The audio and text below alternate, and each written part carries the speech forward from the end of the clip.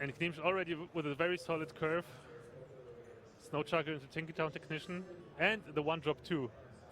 That is a really strong curve on the play, especially. Yeah, gnimsh is going to curve really well here. Oh, gets the Mech Warper too. That's really strong. But Number Guy as well. Very strong curve in the opening for him with the turn 1 Zombie Chow, which is always important to have. Do you Mech Warper or the Snow Chugger here? Oh, there's also the option for Mad Scientist.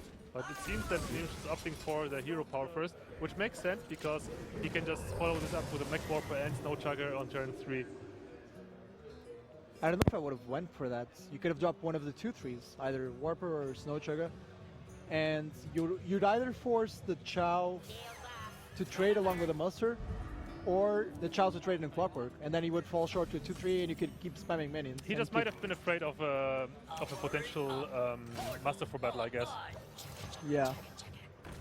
And I guess he saw the turn 3 play with Warper into Snow Chugger. Even so, Muster has impact here if he had it. Yeah, the 2/3s are so annoying to deal with right now. The shielded mini bot unfortunately is not able to deal with them by itself, at least not for now. He's going to use the shielded mini bot actually. Oh, he got the juggle. He got off. the Mech Warper, yeah. So yeah, that was a That's good use really of coin. important, yeah. Like, Yeah. it doesn't really care about the freeze right now because there's no weapons, but the Mech Warper is really important. Yeah, Number Guy decided to use the coin to deal 1 damage to hopefully a minion. The Juggernaut got the 66% chance, and Minibot was able to kill it off. Yeah, and now I think we might see a Mad Scientist and a ping, but he kind of wants to trade into the Juggler. At least you want to kill the Juggler, because if you trade into Minibot, you're going to have a 2-1 Snow Chugger, and that's so risky. What's really rough for gnimsh at the moment is that he got the Mirror Entity in hand already. We've seen those Mad Scientist and Mech Mage pop up more frequently now, but most of those lists run 1 Mirror Entity only. I don't know if gnimsh plays 1 or 2. That was Mech Rattle Mage. I think we saw Taj play that list with 2 Scientists, 1 Trap. Yeah, and if there's only 1 trap, then the Scientist will get no value at all. Exactly. It's a blank 2/2. It buffs your 100 trigger if you have it, but that's about it. Yeah, and there's no Undertaker anymore. So drew into True Silver. That's pretty big, actually. It didn't get frozen because Snow Chugger was forced to trade into Juggler, and the True Silver came off the top. So he gets to remain to keep 6 damage on board for whatever the mage drops. Oh, he does play 2 Mirror Entities, but he drew. drew. That's so unlucky. Oh my goodness. We've seen this. We've yeah, seen this in the Savage versus Cypher match. But what are the odds, man? This is just rough.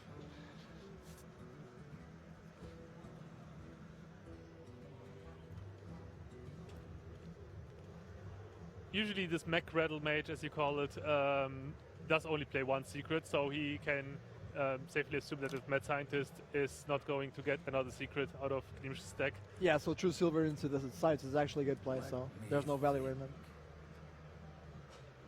Is he going to use the True Silver though? He could also use the Shielded Minibot. We've also seen Savage play the Echo Mage, and he opted to go 3 traps on that build. He ran 2 entities and a counter spell, which is also interesting. But as you can see here, gnimsh is only running 2 mirror entity, nothing else.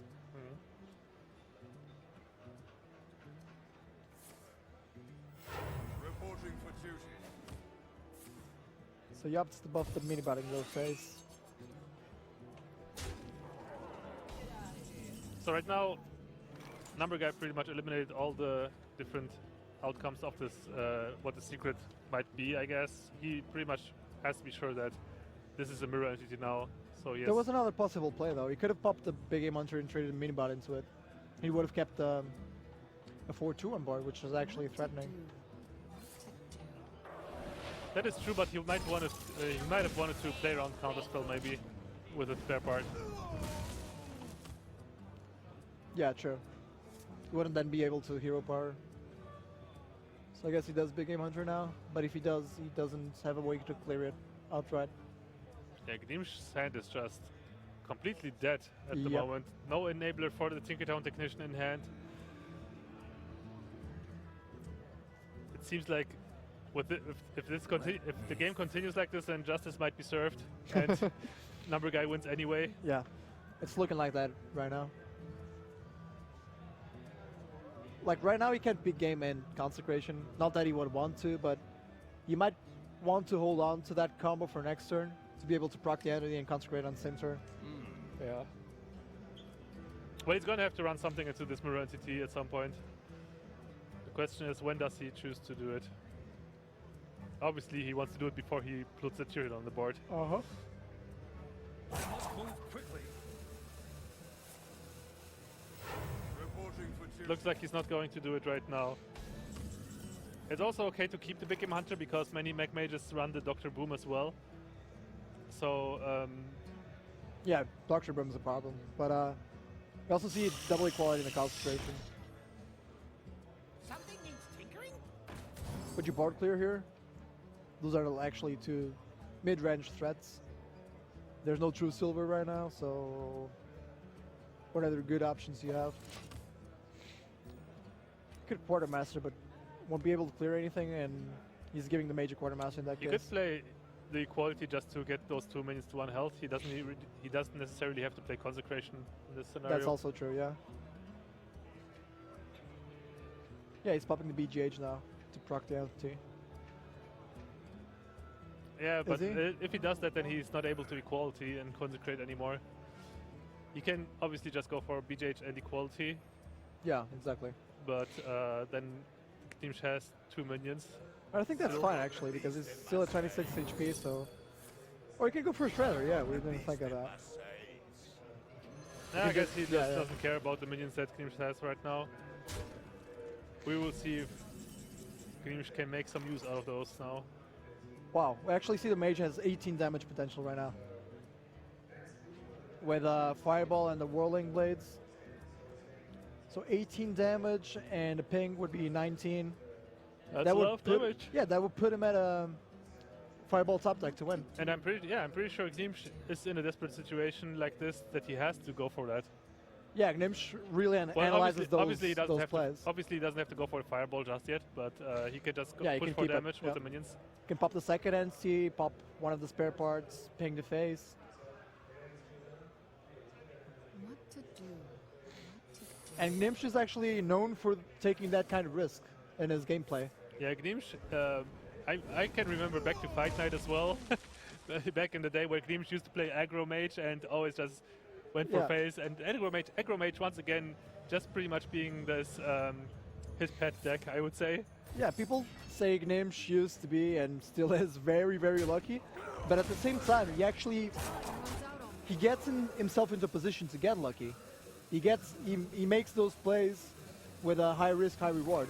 That's And right. when he gets it, well, he played for that, so he's getting rewarded for a good play as well. Yeah, sometimes it's just in this position where you have to do it. In this case, however, didn't go for the second Fireball top deck. He thinks playing more conservative here is better, but at the same time, we can see that there's a board clear on the Paladin side, and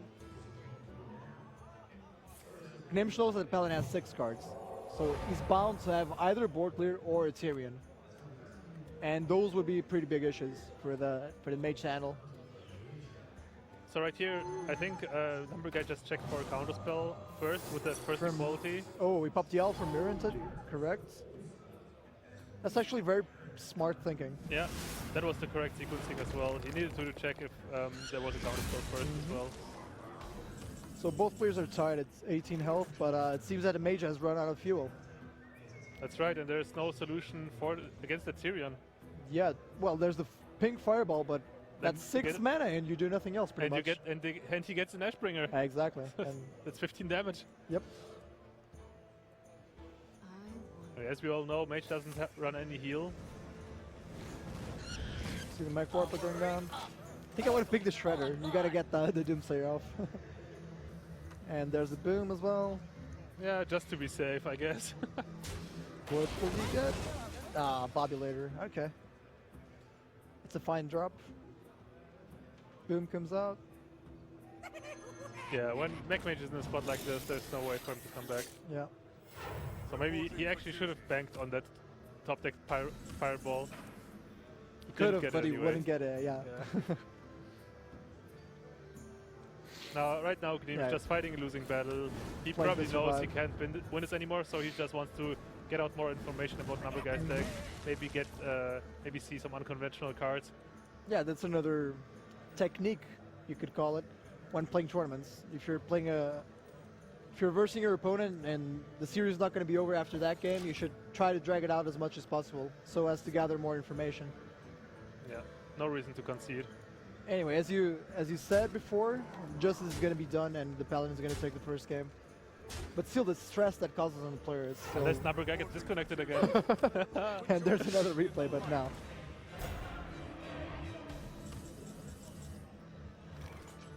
He gets the win, but it's still very psychologically stressful to be in that situation altogether.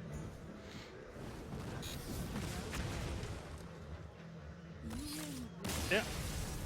And gnimsh gives Number Guy the win. Yeah, game one goes